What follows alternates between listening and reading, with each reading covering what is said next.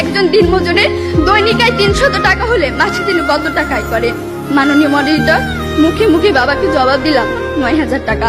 বাবা আমার কাঁধে হাত রাখলেন, চুলের মাঝে হালতো বিল্লি কেটে বললেন, মা রে, তোর এই বাবা হাই স্কুলের শিক্ষক হিসেবে মাসে 8000 টাকা বেতন পায়। আমি কোনো প্রশ্ন করতে পারিনি বাবাকে।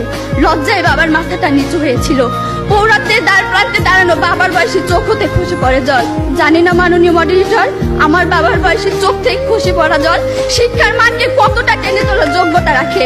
মাননীয় মডারেটর, এই যদি হয় শিক্ষাগুরুর জীবন, তাহলে একটা সময় হয়তো এদেশে আর কোনো শিক্ষকই পাওয়া যাবে না। এমন বাংলাদেশ আমরা কখনোই আশা করি না।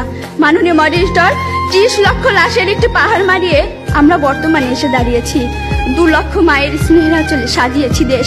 প্রতিপক্ষ বঙ্গবন্ধুর স্বপ্ন, লাখো শহীদের প্রত্যাশা আর বীর জননীর ত্যাগের প্রতিদান দেওয়ার এখনই সময়। আর তার জন্য চাই শিক্ষাক্ষেত্রে অধিক বিনিয়োগের মাধ্যমে টেকসই উন্নয়ন নিশ্চিত করা।